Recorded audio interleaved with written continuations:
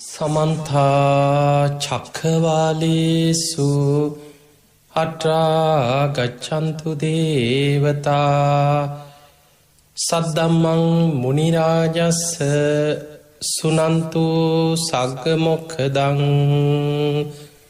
ධම්ම ශ්‍රවණ කාලෝ අයං බදන්තා ධම්ම ශ්‍රවණ කාලෝ අයං බදන්තා ධම්ම ශ්‍රවණ කාලෝ අයං බදන්තා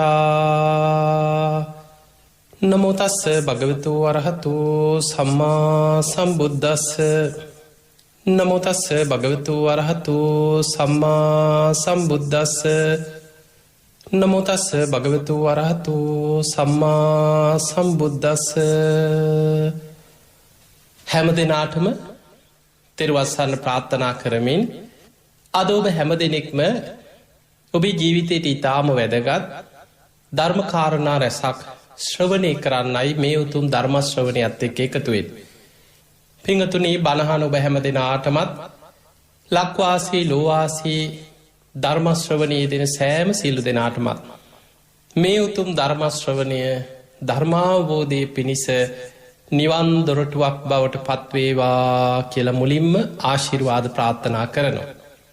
පිංගතුනි අද අපි මේ ධර්මානුශාසනාවෙන් කතා කරන්නේ බුදුරජාණන් වහන්සේ අනාගත ලෝකයේ සිදුවෙන මහා විපත් තුනක් බුදු ඇසින් දැකලා බුදුරජාණන් වහන්සේ දා මහා සාල කියලා බ්‍රාහ්මණයෙකුට විස්තර කරපු අංගුත්තර නිකාය තික නිපාතයේ සඳහන් වෙන මහා සාල දේශනාව ඇසුරෙන් මේ වර්තමානයේ අපි මුහුණ දීලා තියෙන ප්‍රශ්න ගැටලු විපත් විශේෂයෙන්ම දවසින් දවස වර්ධනය වෙන මේ ලෝකයේ මහා යුද බියක් ආයමත් වර්ධනය වේගෙන එද්දී මෙවැනි විපත් යුද්ධ ව්‍යසන ස්වභාවික විපත් මේ සියල්ලත් එක්ක අනාගත මනුස්ස වර්ගයා මොන වගේ විපතකටද පත්වෙන්නේ. බුදුරජාණන් වහන්සේ බොහෝම ලස්සනට අනාගතයේ දකින බුදු ඇසින් බුදුරජාණන් වහන්සේ මේ මහා සාලකින් බ්‍රාහ්මණයට මේ දේශනාවදි දේශනා කරන්නට යෙදුණා. පිංගතුනි මේ දේශනාව සඳහන් වෙන්නේ මහා සාල කියන්නේ බමුණගේ නම. මේ බ්‍රාහ්මණය දවසක් බුදුරජාණන් වහන්සේ මුණගැහිල්ලා වන්දනා කරලා එකත් පසකින් වාඩි වෙලා බොහොම ගෞරවයෙන් බුදුරජාණන් වහන්සේගෙන් අනාගතය ගැන ප්‍රශ්නයක් විමසනවා.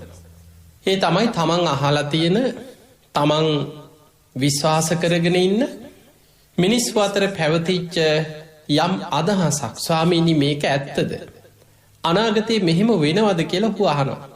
ඔහු අහනවා බුදු ස්වාමීනි භාග්‍යවතුන් වහන්සේ මම මෙහෙම දෙයක් අහලා තියෙනවා.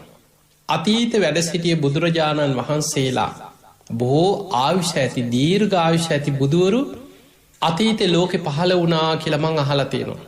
ස්වාමීනි භාග්‍යවතුන් වහන්සේ මේක ඇත්තද? අතීත වැඩ සිටිය මනුස්්‍යයන්ට දීර්ඝ ආයුෂ තිබුණා කියලා මං අහලා තියෙනවා. මීට වඩා අවුරුදු දහස් ගණනින් දීර්ඝ ආයුෂ පැවතුනා කියලා අහලා තියෙනවා. ස්වාමීනි භාග්‍යවතුන් වහන්සේ මේ කාරණය ඇත්තද? මේ තියෙන ආයුෂත් අනාගතේ එන්න අඩුවෙලා මිනිස්සුන්ගේ ආයුෂ බොහෝ අඩුවෙලා අනාගත මනුස්සයා බොහෝ විපත්වලට ව්‍යසනවලට ගොදුරු වෙනවා කියලා මම අහලා තියෙනවා. ස්වාමීනි භාග්‍යවතුන් වහන්සේ මේ කාරණය ඇත්තද කියලා බුදුරජාණන් වහන්සේගේ මේ මහා සාලකින් බමුණ විමසනවා. අන්න එතනදි බුදුරජාණන් වහන්සේ වදාළ මහා සාල ඔබ ඔය අහලා තියෙන කාරණේ සත්‍යයක් කියනවා. අතීත වැඩ සිටිය බුදුරජාණන් වහන්සේලා බොහෝ ආයුෂ ඇති දීර්ඝ ආයුෂ ඇති බුදුරජාණන් වහන්සේලා අතීතයේ වැඩ සිටියා කියලා බුදුරජාණන් වහන්සේ වදාළා. පින්වතුනි ඔබ දන්නවා සත්බුදුරජාණන් වහන්සේලා ගැන ඔබ අහලා ඇති.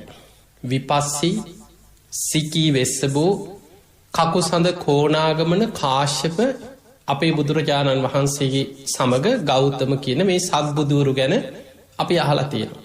සත්බුදු වන්දනා කරනවා. සත්බුදුරජාණන් වහන්සේලා වෙනුවෙන් මිනිස්සු පුද පූජා කරනවා.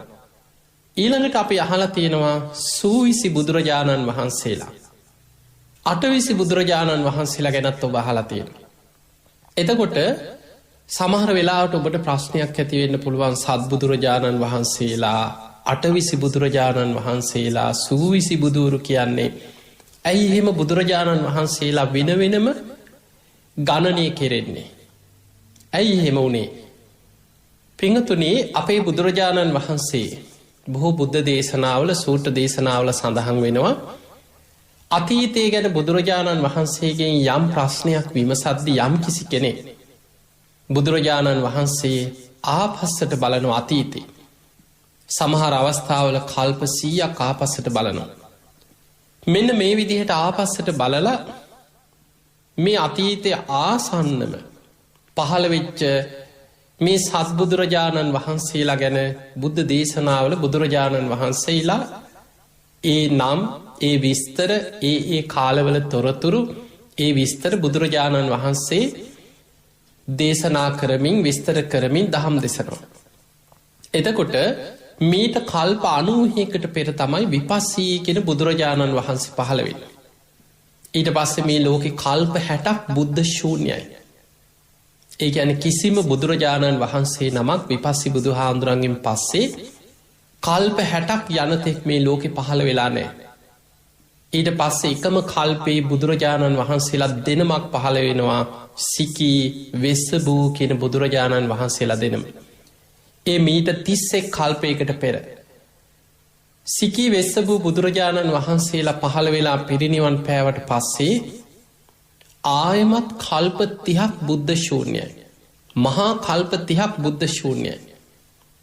ඊට පස්සේ තමයි මේ මහා බද්්‍ර කල්පේ ඔබ මම මේ අපි ජීවත් වෙන්නේ මහා බද්්‍ර කියන මේ කල්පය තුළ. මේ කල්පයට මහා බද්්‍ර කල්පය කියල හඳුන්වන්නේ බුදුරජාණන් වහන්සේලා 5 නමකගින් සුන්දර වෙන කල්පයක්. පිංහතුනේ අතීත කල්ප දෙහා ගනිද්දී. කල්ප 100,000 ගණනින් කල්ප අසංකේය ගණනින් ගෙවිලා තියෙන්නේ බුද්ධ ශූන්‍ය කල්ප.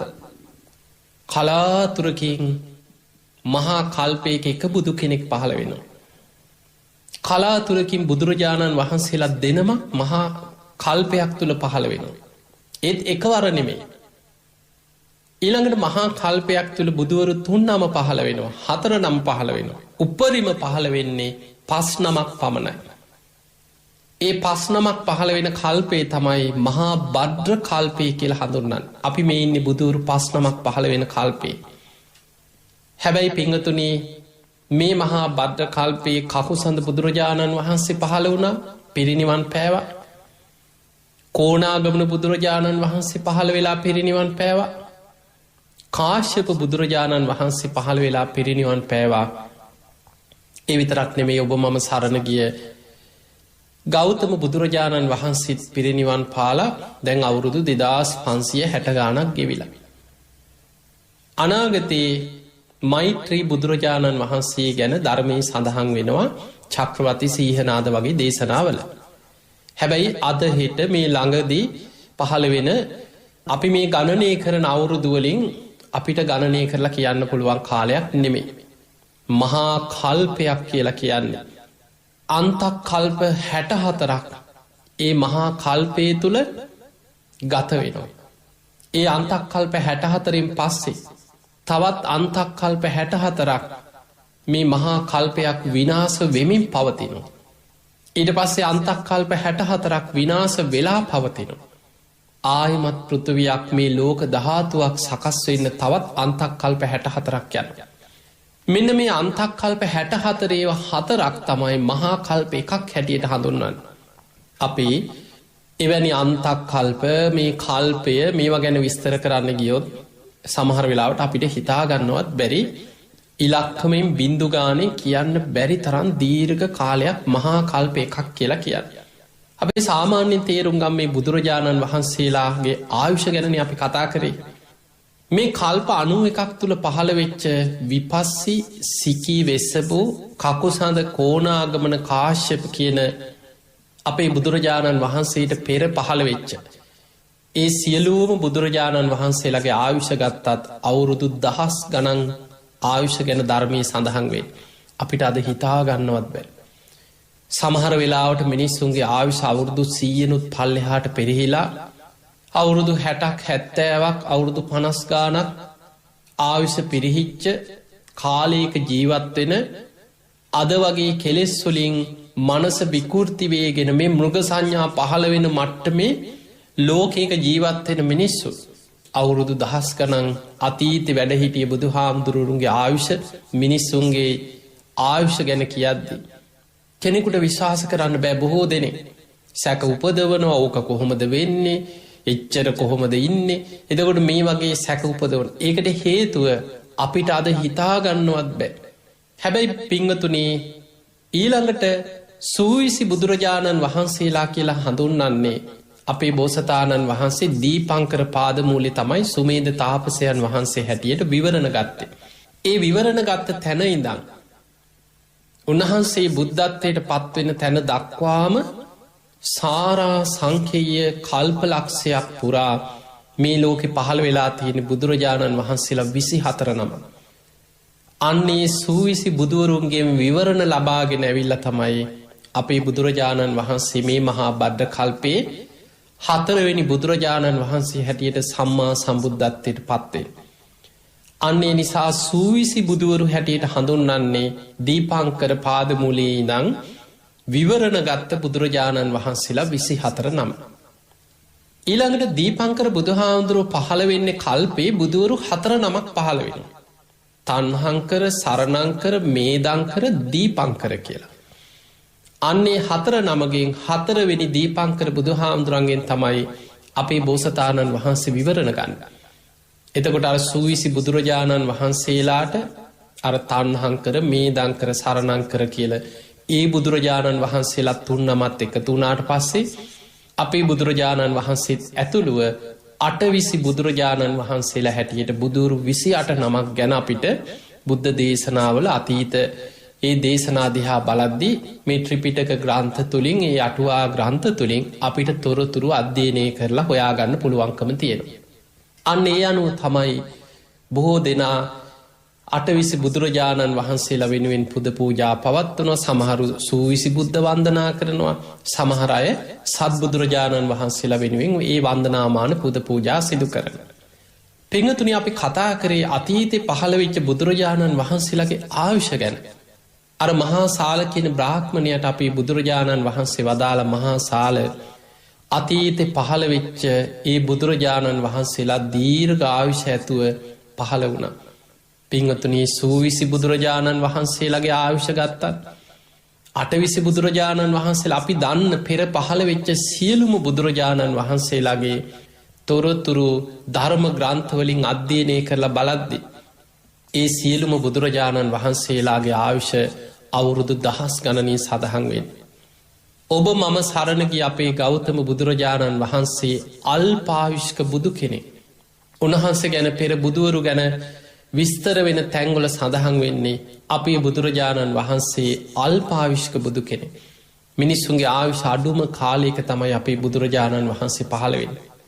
ඔබ අහලතිනව බෝසතාණන් වහන්සේලා දෙව්ලොව ඉඳං දෙවියන්ගේ ආරාධනය ලැබුණට පස්සේ දෙවිවරු ආරාධනයක් කරනවා. කාලෝ යන්තේ මහාවීර මහාවීරයන් වහන්ස ඔබහන්සේට දැන් කාලයයි. උපපජ්ජ මාතු කුච්චයක් මිනිස් මවකුසක ගිහින් උපදින්න. සදේව කන්තාරයන්තෝ බුද්ධස්සු අමතම් පදම්. මේ අමුෘත්ත නිවන අවබෝධ කරගෙන දෙව්මිනිස් ලෝකයා සංසාර්දුකින් එතර කරවන සේක්වා කියලා ආරාධනා කරන. ඒ ආරාධනය ලැබුණට පස්සේ තුසිත දෙව්ලොව ඉන්න බෝසතාණන් වහන්සේ පාරමී සම්පූර්ණ කරපු බෝසතාණන් වහන්සේ මනුලව දිහා කාරණ 5ක් ගැන විමසනවා. අපි කෙනවා පස් මහ බැලුම් බලනවා. කාලය දීපය දේශය කුලේ මව. එතන කාලය කියල බලන්නේ මිනිස්සුන්ගේ ආවිශ අවුරුදු 100ට වඩා පහළට පිරිහිලා නං ඒ අන්තක් කල්පය තුළ මහා කල්පයක අන්තක් කල්ප 64ක් තියෙනවා. ඒ බෝසතාණන් වහන්සේ දෙව්ලොව ඉඳම් බලනවා මිනිස්සුන්ගේ ආවිශය අන්තක් කල්පයේ පිරිහිගෙන ගිහිල් අවුරුදු 100න් පහළට පිරිහිච්ච කාලයක්. අවුරුදු 100න් පහළට ආවිශ පිරිහිලානං බුදු කෙනෙක් ඒ කල්පේ ඒ අන්තක් කල්පේ ලෝකෙ පහළ වෙන්නේ. දැන් අපේ බෝසතාණන් වහන්සේ එදා දෙවියන්ගේ ආරාධනය ලැබුණට පස්සේ මනුලෝ බලද්දී මිනිස්සුන්ගේ ආවිශ අවුරුදු 100ට වඩා චුට්ටක් වැඩි. ඒ කාලේ සාමාන්‍ය ආයු අපේක්ෂාව මිනිස්සුන්ගේ පරමායුෂ අවුරුදු 120ක් කියලා සඳහන් වෙනවා. අවුරුදු 100ට වඩා ටිකක් වැඩි. පිංගතුනි හැබැයි ඒ කාලේ දැන් ඔබ දන්නවා බක්කුල මහරහතන් වහන්සේ අවුරුදු 160ක් වැඩ හිටියා. දිවස්ලාභීන් අතර අගතැන්පත් අනුරුද්ධ මහරහතන් වහන්සේ අවුරුදු 150ක් වැඩ ඉඳලා තියෙනවා. මහා කාශ්‍යප මහරහතන් වහන්සේ, විසාකා උපාසිකාව, ආනන්ද හාමුදුරුවෝ අවුරුදු 120ක් ජීවත් වුණා කියලා සඳහන් වෙනවා. මහා කාශ්‍යප මහරහතන් වහන්සේ අවුරුදු 120ක්. තුන්වෙනි ධර්ම සංගායනාව සිදු කරපු මොග්ගලීපුත්ත තිස්ස මහරහතන් වහන්සේ පවා අවුරුදු 120ක් වැඩ හිටියා. ඒ කාලේ බොහෝ පිරිස අවුරුදු 120 ඊටත් වඩා වැඩිපුර අවුරුදු 130 40 සමහරු අවුරුදු 150 වැඩිම වැඩ ඉඳපු විස්තර ගැන ධර්මයේ සඳහන් වෙන්නේ බක්කුල මහරහතන් වහන්සේ ගැන අවුරුදු 160ක්. එතකොට අපිට පේනවා මීට අවුරුදු දැන් අපි මහා කල්ප මීට වඩා දීර්ඝ කාල ගැන අපිට තේරුමක් නැති වුණාට සාමාන්‍යයෙන් නිකමට ඔබ හිතන්න ඔබේ බුදුරජාණන් වහන්සේ මීට අවුරුදු 2560 ගානකට පෙර පහළ වෙනකොට සාමාන්‍ය මිනිස්සුන්ගේ ආයුෂ අවුරුදු 120ක් ඊට වඩා වැඩිපුරත් හිටිය. දැන් අද අපි කොච්චර විද්‍යාව දියුණුවයි, තාක්ෂණයේ දියුණුවයි, වෛද්‍ය පහසුකම් දියුණුවයි, අද කරන්න බැරි දෙයක් නැහැ කියලා අපි හිතනවා. දැන් ඔබම හිතන්න මේ අවුරුදු දහස් ගණන් ගැන ඔබට මතක නැති වුණත් ඔබේ අම්මලා තාත්තලා, ඔබේ ආච්චිලා සීයලාගේ ඉතිහාසෙ සමහර වෙලාවට ඔබේ අම්මලා තාත්තලා ආච්චිලා සීයලා මේ පෞද්ගලික රෝහලවල් ඒ කාලේ දරුවෝ උනත් ලැබිලා තියෙන ගෙවල් වල මේ ලොකු පහසුකම්, මේ සීස කරන පහසුකම් මේවා කිසි දෙයක් ඉස්සර තිබිලා නැහැ. වෛද්‍ය පහසුකම්, මේ වකුගඩු බද්ධ කරන ඒවා, හදවත් සැත්කම් ඕවා ඉස්සර තිබිලා නැහැ. මීට අවුරුදු 50කට 60කට 100කට එහා ඔබ හිතන්න සාමාන්‍ය ගමක හිටපු වෙද මහත්තයෙක්, එවැනි කෙනෙක් තමයි ගමක මේ බෙහෙත් වට්ටෝරු ටිකක් සාමාන්‍ය ගස්වල කොළ පොතු මේ වගේ ආයුර්වේද බෙහෙත් වර්ග මිනිස්සු භාවිතාවට ගත්තේ. හැබැයි අද වෙනකොට මේ අවුරුදු කීපයක් ඇතුළත අද පෞද්ගලික රෝහලවල්, මහා පහසුකම්, තාක්ෂණික උපකරණ අද අපිට ලෝකෙ දිහා පේන්නේ කරන්න බැරි දෙයක් නැහැ. වකුගඩු බද්ධ කරනවා, පෙනහළු බද්ධ කරනවා, අක්මා බද්ධ සිදු කෙරෙනවා. මිනිස්සුන්ට ශරීරයේ තවමත් මේ හිසක් විතරයි, බෙල්ලක් විතරයි ගලවලා තව කෙනෙකුට සවි කරගන්න බැරි වුණේ. එතනින් මෙහා මේ ශරීරයේ සමහර අතපය කපලා වෙන් වෙච්ච ඒවා ඉක්මනින් රෝහලකට ගියාට පස්සේ ආයෙමත් බද්ධ කරලා හදනවා. එතකොට මේ වගේ නොයෙක් විදිහේ සැත්කම් ලෝකයේ තුල සිද්ධ වෙන මේ විශ්මිත දේවල්, මේ වෛද්‍ය විද්‍යාව දියුණුව දිහා බලනකොට සමහර වෙලාවට ඔබට හිතෙන්න පුළුවන් දැන්නේ දියුණුව, දැන් ඉතින් කරන්න බැරි දෙයක් නෑ කියලා. හැබැයි පින්වතුනි ඔබ හොඳට බලන්න ආයුෂ වැඩි වෙලාද කියලා. මොනතරම් වෛද්‍යවරු රෝහල් වැඩි වුණත් මිනිස්සුන්ගේ ආයුෂ වැඩි වෙන්නේ ආයුෂ පිරිහිලා අවුරුදු 100නුත් පහලට පිරිහිලා අද වෙනකොට අවුරුදු 60ක් 70ක් මේ වගේ පිරිහිච්ච තාම සුළු කාලයක් අද ජීවත් වෙන මිනිස්සු ලෝකෙ ජීවත් වෙන්නේ. මෙන්න මේ අතර අර මහා සාල කියන බ්‍රාහ්මණයට බුදුරජාණන් වහන්සේ විස්තර කරලා පෙන්නනවා අනාගත ලෝකයේ මිනිස්සුන්ගේ ආයුෂ පිරිහෙන්න බලපාන ප්‍රධාන කාරණා 3ක්. ඒ කරුණු 3 නිසා අනාගතයේ ඇතිවෙන විශාල විපත් 3ක් බුදුරජාණන් වහන්සේ මහා සාල බ්‍රාහ්මණයට පෙන්නනවා. අද අපිට ලෝකෙ දිහා බලනකොට කොච්චරනම් සත්‍යයක්ද, මේ කාරණා මොනතරම් ඇත්තක්ද, අද අපි මේ ලෝකෙ දිහා දකින්නේ මේ ටිකම නේද කියලා ඔබට මේ දේශනාව හොඳින් නුවණින් විමසලා බලද්දී ලෝකයේ තුලින්ම මේ ධර්මයේ සත්‍යතාවය දකින්න පුළුවන්. බුදුරජාණන් වහන්සේ මේ ආයුෂ පිරිහෙන්න හේතු වෙන කාරණා චක්කවර්ති සීහනාද සූත්‍ර දීඝනිකායේ එකින් එක විස්තර කරනවා. මිනිස්සුන්ගේ ආයුෂ පිරිහිලා යන්න හේතු වෙච්ච අකුසල් පිළිබඳව එහෙම විස්තර කරලා මිනිස්සුන්ගේ ආයුෂ පිරිහීගෙන ඇවිල්ලා අවුරුදු 100 මට්ටම වෙනකොට මිනිස්යන්ගේ හිත්වල බලවත් වෙන්න තියෙන සියලු පාපී අකුසල් බලවත් වෙලා අවසానයි. එනම් පිංහතුනේ මනුස්සේගේ ආවිශ අවුරුදු 100 මට්ටමට ලංවෙනකොට කෙනෙකුගේ මනසේ බලවත් වෙන්න තියෙන සියලු පාපී අකුසල ධර්ම බලවත් වෙලා අවසානයි. එතනින් පස්සේ විකෘති විදිහට බලවත් ක්ලේශයන් 3ක් මනුස්සයන්ගේ මනසේ වර්ධනය වෙන්න පටන් ගන්න. අධර්ම රාගය, විෂම ලෝභය, මිත්‍යා ධර්මය. මෙන්න මේ කාරණා තුන මහා සාල සූත්‍ර බුදුරජාණන් වහන්සේ විස්තර කරන. අධර්ම රාගය, විෂම ලෝභය, මිත්‍යා ධර්මය බලවත් වෙනවා. මිනිස්සුන්ගේ රාගය කියන එක මහා අධර්මිෂ්ට විදිහට විකෘති විදිහට මිනිස්සු සත්තු වගේ බල්ලු බලල්ලු එළුවෝ තිරිසන්නු සත්තු වගේ. දැන් බලන්න සතුන්ට මේ මගේ අම්ම නේද, මේ මගේ දරුවෙක් වගේ නේද, මේ මගේ සහෝදරයෙක් වගේ නේද. සත්තුන්ට එහෙම දෙයක් නෑ. තැනක් නොතැනක් මෙතන මේ මිනිස්සු පිරිච්ච තැනක් මෙතන ලැජ්ජ බය. සත්තුන්ට එහෙම දෙයක් තැනෙන්නේ. අනාගතයේ මිනිස්සුන්ගේ බුදුරජාණන් වහන්සේදා අවුරුදු 2560 ගානකට පෙර බුදුරජාණන් වහන්සේ දේශනා කරා අනාගතයේ මේ සමාජ සම්මත සීමා මිනිස්සුන්ගේ මනසෙන් ඉවත් වෙනවා. ලැජ්ජ බය, තැන නොතැන, හොඳ නරක, මේ මගේ ගුරුවරයා නේද, මේ මගේ ශිෂ්‍යයා නේද, ඒ සියල්ල නැති වෙලා සත්තු වගේ මිනිස්සු රාගයෙන් විකෘති වෙලා යනවා. අධර්ම රාගය එන්න බලවත් වෙනවා. එහෙම බලවත් වීමේ ප්‍රතිඵලය තමයි විශාල විපත් 3කට ලෝකෙ ගොදුරු වෙලා ආයුෂත් පිරිහෙනවා. මනුස්ස වර්ගයා විශාල සංහාරවලට 100,000 ගණන් ලක්ෂ ගණන් මිනිස්සු මරණයට පත්වෙන මහා විපත්වලට ලෝකෙ ගොදුරු වෙනවා. එතකොට එක කාරණයක් තමයි අධර්ම රාගය. ඊළඟ කාරණය විෂම ලෝභය.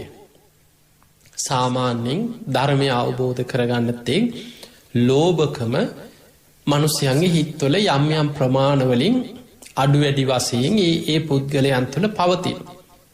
හැබැයි මිනිස්සුන්ගේ ආවිශ අවුරුදු 100න් 15ට පිරිහෙනකොට ඒ ලෝභය බුදුහාන්දුරු පෙන්වන විෂම ලෝභයක්.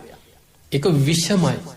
හිතාගන්න පුළුවන් ක්‍රමයක් නැති තරම්. ඇයි මිනිස්සු මෙහෙම වෙන්නේ? ඇයි මිනිස්සු මෙහෙම දේවල් කරන්නේ? මෙහෙමත් කරන්න පුළුවන්දෝ. අන්නේ විදිහට දැන් බලන්න ඔබ ලෝකෙ දිහා බලලා සමහර සිදුවීම් අද අපි අහන දකින සමහර සිදුවීම් දිහා බලලා මිනිස්සු කොච්චර කම්පා වෙනවද? අම්බෝ මෙහෙමත් කරන්න පුළුවන්ද? සමහර වෙලාවට පුංචි දෙයකට මිනිස්සු මහා සත්තු වගේ මිනි මරන්නේ, අපරාධ කරන්නේ හිතාගන්නවත් බැරි ඉතාමත් පුංචි දෙයකට. තව කෙනෙක්ගේ දියුණුව දකින්න බැරුව, දියුණුව ඉවසගන්න බැරුව ඉරිෂ්‍යා, වෛරය, ක්‍රෝධය, ලෝභකම, අනුන්ගේ දේවල් අත්පත් කර ගැනීම, තව කෙනෙක් සතුටින් ඉන්නවා දකින්න අකමැත්ත, මෙන්න මේවා මනුස්සයන්ගේ මනසේ වර්ධනය වීම තුළ ලෝභකම ඉහවහ යනවා. විෂම ලෝභයක් වර්ධනය වෙනවා මනුස්සයන්ගේ මනසේ. එතකොට අර අධර්ම රාගයේ වගේම විෂම ලෝභය එන්න බලවත් වෙන්න මේ ලෝකයාම ආවිෂයෙන් පිරිහෙනවා. විශාල විපත් ව්‍යසන 100,000 ගණන් ලක්ෂ ගණන් මිනිස්සු මැරෙන මහා විපත්වලට ගොදුරු වෙනවා. එතකොට ඔන්න පළවෙනි කාරණය අධර්ම රාගය, දෙවනි කාරණය විෂම ලෝභය, තුන්වෙනි කාරණය බුදුරජාණන් වහන්සේ පෙන්වනවා මිනිස් ආවිෂ අවුරුදු 100න් 15ට පිරිහෙනකොට අධර්ම රාගයට මනුස්සයන් විෂම ලෝභය වගේම මිත්‍යා ධර්මයත් එක්ක පෙළඹෙන. එතන මිත්‍යා ධර්මය කියන්නේ මේ මිත්‍යා දෘෂ්ටිය කියන කාරණය නෙවෙයි. මිත්‍යා දෘෂ්ටිය කියන එක දසවස්තුක මිත්‍යා දෘෂ්ටි බුදුහාඳුරු පෙන්නනවා. ඒක කොහොමත් මිනිස්සු තුළ මේ අකුසල් කරන පව්කාර මිනිස්සු තුළ ධර්මය අවබෝධ කරගන්න තෙක් ඒක පවතින. එතකොට ඒ දසවස්තුක මිත්‍යා දෘෂ්ටියේම බලවත් භාවය සමග මිත්‍යා ධර්මය කියන්නේ විකෘති විදිහට පිරිමින් ගැන රාගික විකෘති ආසාවන් තුළ වර ලෝකෙ නැඹුරුවෙන් කාන්තාවන් ගැන විකෘති විදිට මේක සම්මතයක් නේ, මේක අසම්මත දෙයක්, විකෘතියක්, මනසේ ඇතිවෙන විකෘති දෙයක්.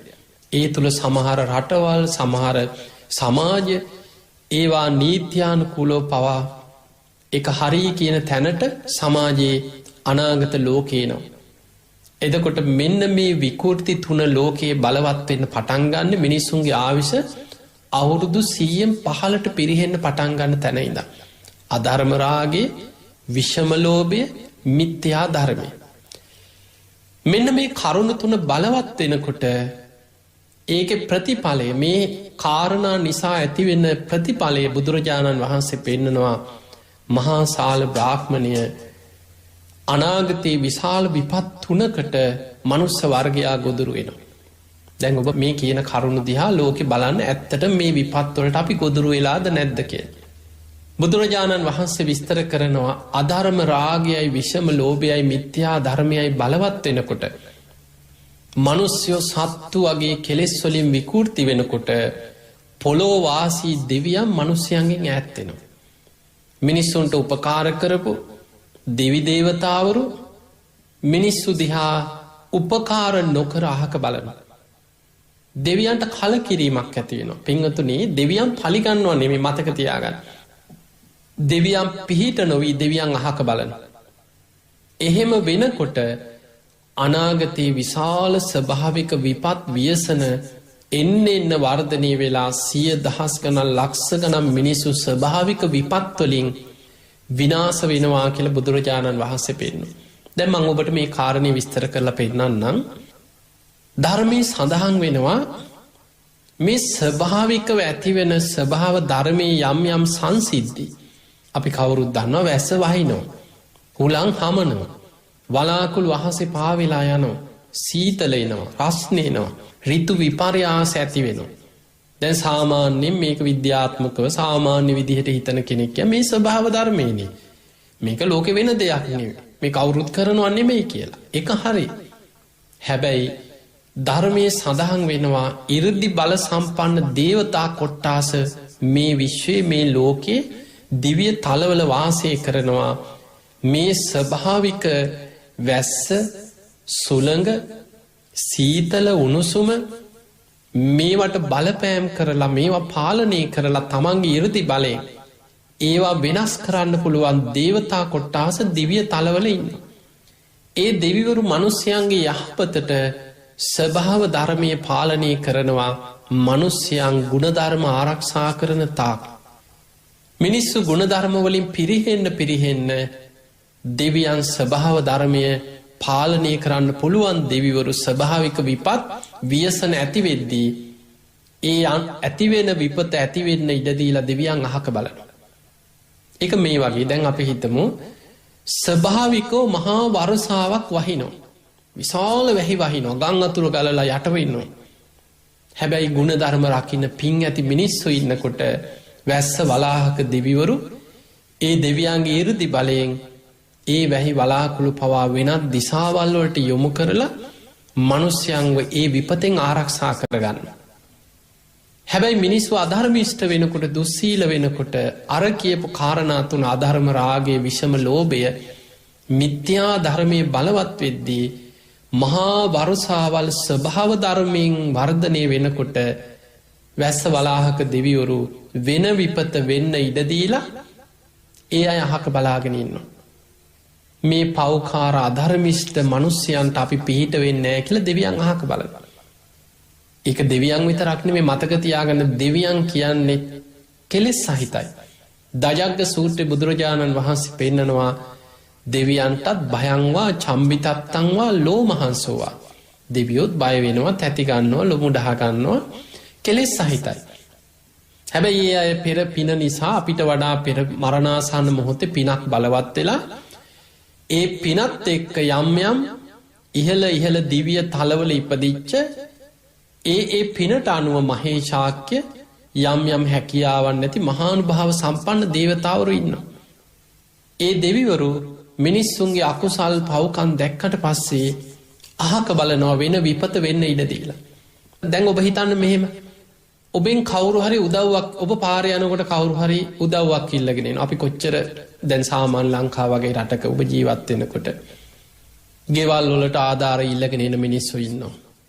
සමහර වෙලාවට නොයෙක් විදිහට කෑම ඉල්ලගෙන එනවා අසරණකං කියාගෙන එනවා බොරුවට රිසිට් පොත් හදාගෙන එනවා කොහෙට හරි දානයක් දෙන්න කියලා එනවා. එක එක ජාතිය නානා ප්‍රකාර මිනිස්සු එනවා.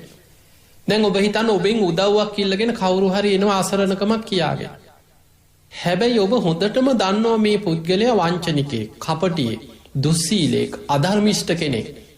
ඔබ මේ පුද්ගලයා ගැන හොඳටම දන්නවා නම් ඔබට පුළුවන්කම තිබුණත් බොහෝ දෙනෙක් උදව් කරන්නේ.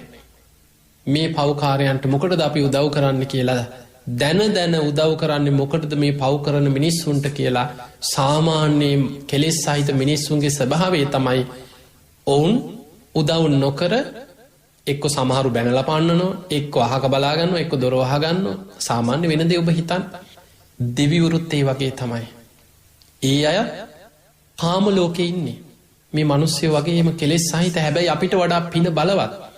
ඒ අයට ඊට වඩා හැකියාවක් තියෙනවා. මනුස්සයන්ට අපිට තව කෙනෙක් ගැන තියෙන්නේ ආරංචි මාත්‍ර දැනුමක්. අසවලා මෙහෙමයි, අන්න අසවලා මෙහෙමයි, මෙයා මෙහෙම කරා කියලා අපිට මේ පංච ඉන්ද්‍රියන් ඔස්සේ ලැබෙන තොරතුරු, කවුරු හරි කියන දෙයක්, දැකපු දෙයක්, සැක කරන දෙයක්, විශ්වාසයක්, එවැනි දෙයක් තුළ තමයි අපි තව කෙනෙක් ගැන යමක් ගොඩනගා ගන්න. හැබැයි දෙවිවරු ඒ කෙනාගේ හිත දකිනවා. හරියට මේ කෙනා ඇත්තටම මොහු කවුද කියලා දෙවියන් දකිනවා. අංගුත්තර නිකායේ එක දේශනාවක බුදුරජාණන් වහන්සේ විස්තර කරනවා, මහණෙනි මේ ලෝකේ තමන් ගැන හරියටම දන්නේ තමන්. දැන් ඔබ හිතන්න, ඔබ ගැන ලෝකයාට කොහොම කිව්වත් මම මෙහෙම කෙනෙක්, මම මේ වගේ කෙනෙක්, මම මෙන්න මෙහෙම කෙනෙක්.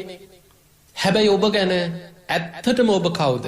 ඔබ කියන්නේ ඇත්තක්ද බොරුවක්ද? ඔබ හැංගිලා මොනවද කරන්නේ? ලෝකයාට හොරෙන් මොනවද ඔබ කරලා තියෙන? ඔබේ වැරදි මොනවද? සියල්ල ඔබේ හෘද සාක්ෂිය ඔබ ගැන දන්න. ඔබ ගැන ඔබ දන්නේ යම්සේද මේ ලෝකෙ දෙවිවරුත් ඔබ ගැන ඒ විදිහටම දන්න. අන්න බුදුරජාණන් වහන්සේ පෙන්වනවා, මහණෙනි දෙවියන් දකින්නේ හිත. ඔබේ හෘද සාක්ෂිය දෙවියන්ට හිත දකින්න පුළුවන්.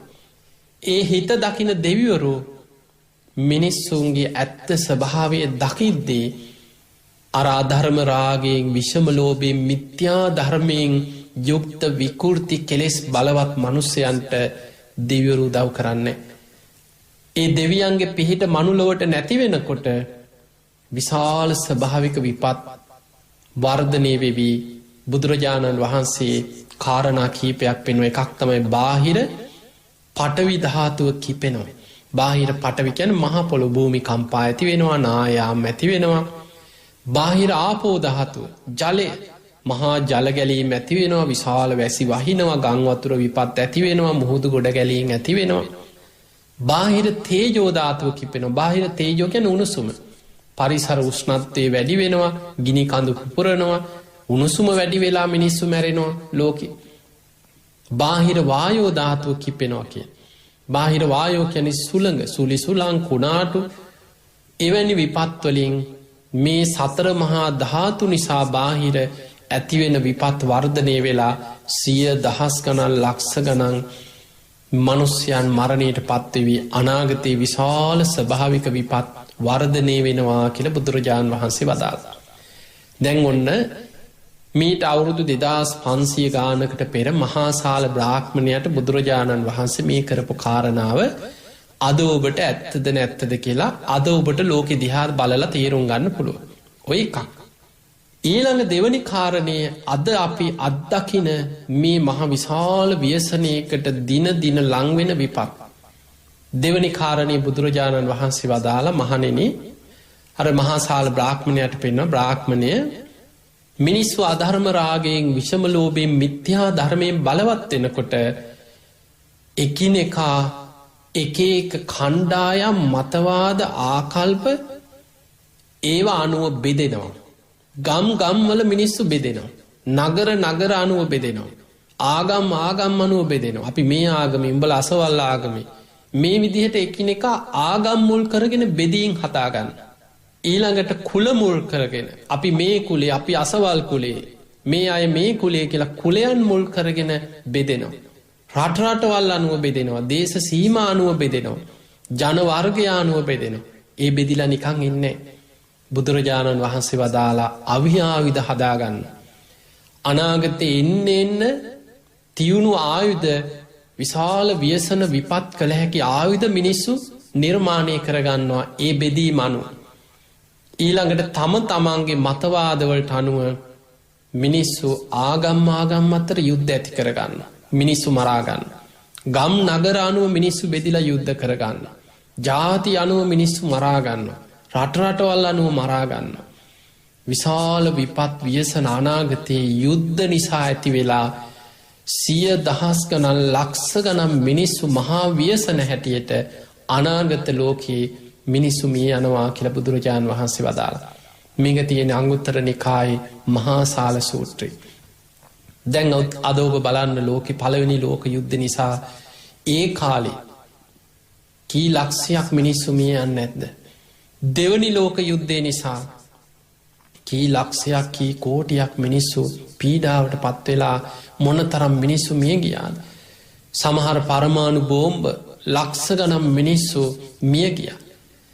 අද වෙනකොට අද ඊට වඩා ඉතාමත් දියුණු තාක්ෂණය මේ අවියාවිද මනුස්ස වර්ගයාගේ යහපතට වඩා අයහපතට ලෝකයා නිර්මාණය කරගෙන අද තියෙන මේ බෝම්බ පරමාණු බෝම්බ න්‍යෂ්ටික අවියාවිද මේවත් එක්ක යම් විපතක් දැන් අද මේ ලෝකෙ රටවල් අතර ඇති වෙලා තියෙන මේ යුද්ධ මේ අතර සමහර දැන් ඔබ බලන්න සමහර මේ ලංකාවේ ඉන්න අය වෙන්න පුළුවන් සමහරු මනසින් ඔබට අදාළත් නෑ අපි මේ රටට උදව් කරන්න අපි මේ අයට මෙයා හරියා වැරදි තව කෙනෙක් තව යුද්ධයක් තුළ මිනිස්සු මිය යනකොට මරාගන්නකොට මිනිස්සු අසරණ වෙනකොට මිනිස්සු ලේහලාගන්නකොට එයා හරි මේක මෙහෙමයි වෙන්න ඕනේ අන්න හරි ඒ තුළ තව පිරිසක් ඒක රස විඳිනවා.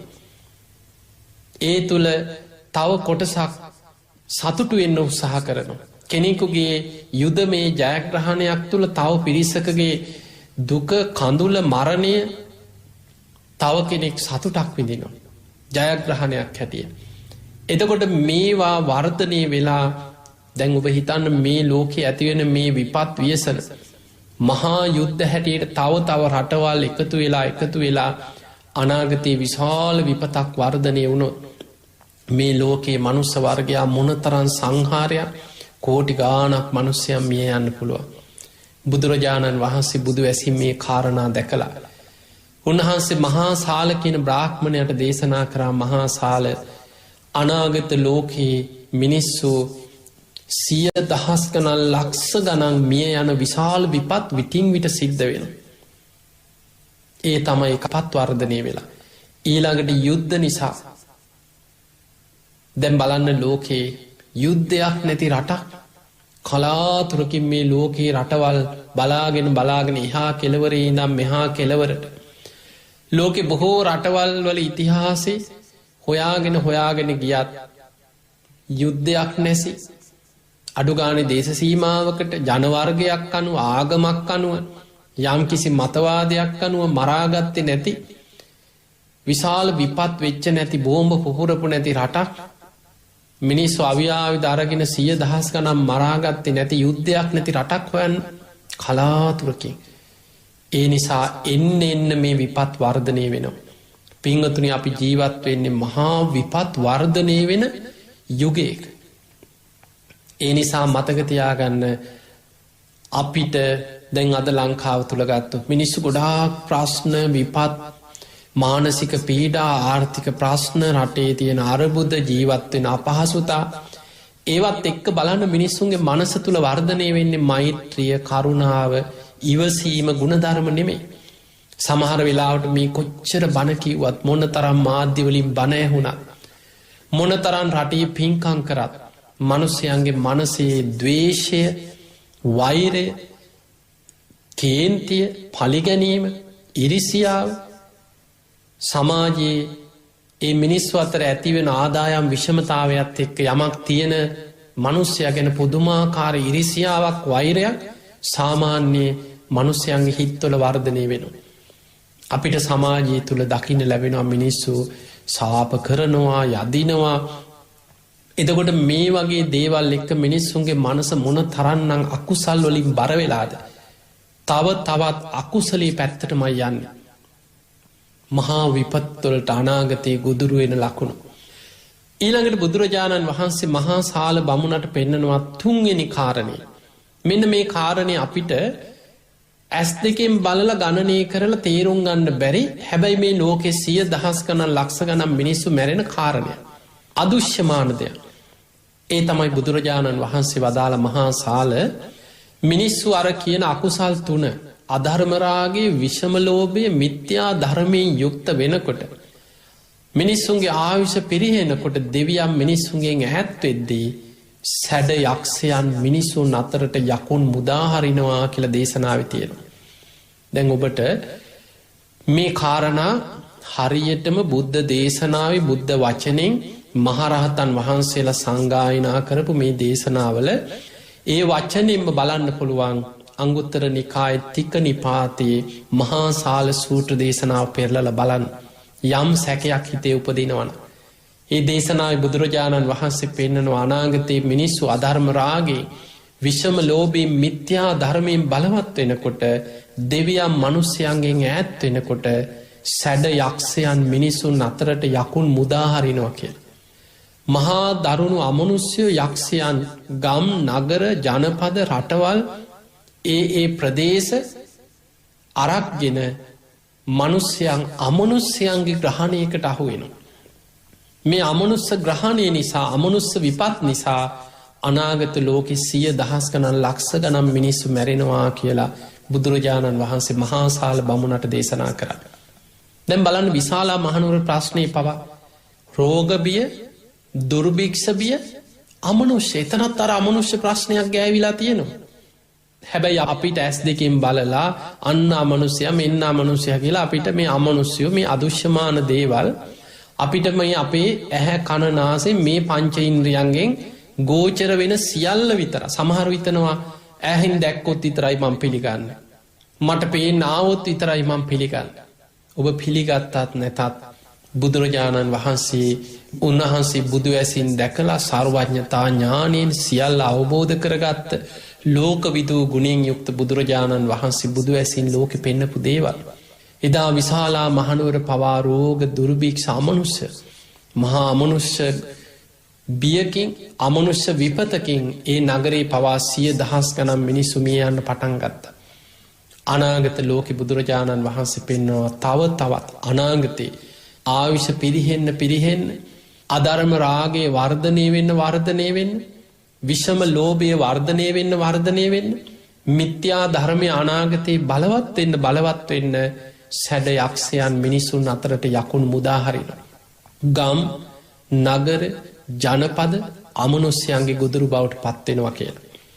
ඊළඟට සමහර යුද්ධ ව්‍යසනවලදි පවා ඔබ පේතවත්වේ තියෙන දේශනා කියවලා සමහර අමනුස්්‍යයෝ ගැන යක්ෂයෝ ගැන තියෙන තොරතුරු ධර්මයට අනුව අධ්‍යයනය කළ යම් දැනුමක් තියෙනවා නම් ඒ දේශනාවල සඳහන් වෙනවා අර කෙලෙස්වලින් විකෘති වෙච්ච අධර්ම රාගයෙන් විෂම ලෝභයෙන් මිත්‍යා ධර්මයෙන් බලවත් අකුසලයේ යෙදෙන මනුස්්‍යයන් අමනුස්්‍යයන්ගේ ග්‍රහණයකට නතු වෙලා සමහර අමනුස්්‍යයෝ ඉන්නවා මිනිස්සුන් අතර ගැටුම් ආරවුල් ඇති කරන.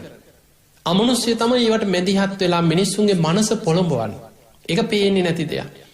මිනිස්සු රණ්ඩු වෙනවා මරාගන්නවා ආයුධ ගන්නවා ඒවැන් ඇනකොටා ගන්නවා අන්න එතකොට ගම් නගර කණ්ඩායම් මිනිස්සු මරාගන්නකොට ඒ ගලනලේ ඒ තුවාල ඒ මලමිනී කුණු වෙලා යනකොට මේවා ආහාර කරගන්න අමනුස්්‍යයෝ මනුස්්‍යයන්ග ගොදුරු කරගෙන විපත්වලට මිනිසුන්ව ඇදලදානවා කියන. ඒ ගලන ලේටික ඔවුන් උරාබනු. අර මිනී කුණු වෙලා යනකොට දුර්ගන්ධය ආග්‍රහණය කරන. එතකොට අර කෙලෙස්වලින් විකෘති වෙච්ච ධර්මයෙන් ඈත්වෙච්ච මිනිස්සු තනිකරම අමනුස්්‍යයන්ගේ ගොදුරු බවට පත්වෙනවා. මේ විපත් වුණ අනාගතයේ සිද්ධ වෙනවා කියල බුදුරජාණන් වහන්සේ වදාළ.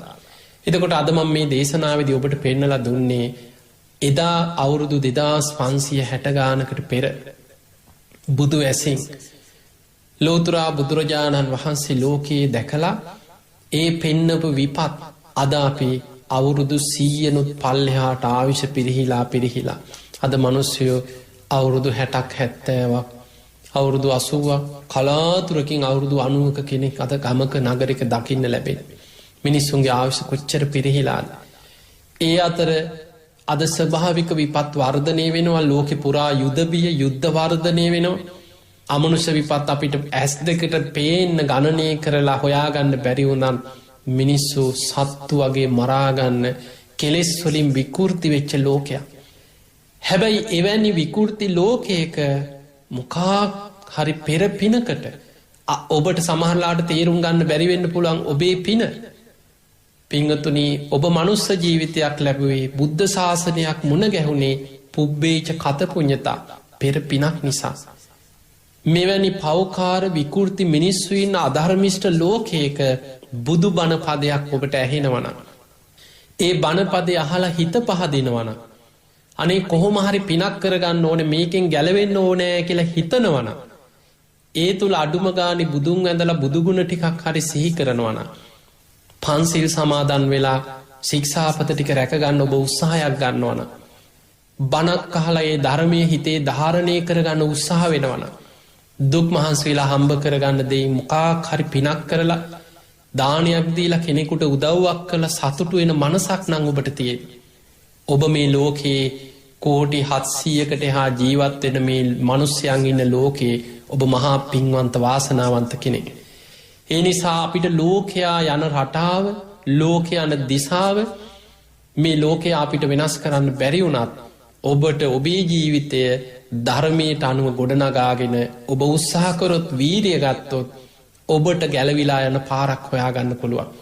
ඒ පිණිස බුදුරජාණන් වහන්සේගේ ධර්මය ආශිර්වාදයක් කරගන්න. සද්ධාව දියුණු කරගන්න. සීලයේ දියුණු කරගන්න. දහම් දැනුම ඇති කරගන්න. ත්‍යාග සම්පත්තිය ප්‍රඥාව ඇති කරගන්න. තින් ඔබ හැම දෙනාටම මේ ලැබිච්ච මනුස්ස ජීවිතය අවසන් වෙන්න පෙර සද්ධහා සීල සුත ත්‍යාග ප්‍රඥාදී ගුණ ධර්ම දියුණු කරගෙන. උතුම් වූ ධර්මයම අවබෝධ කරගන්නම වාසනාව ලැබේවා ලැබේවා ලැබේවා කියල අපි ආශිර්වාද ප්‍රාර්ථනා කරනවා.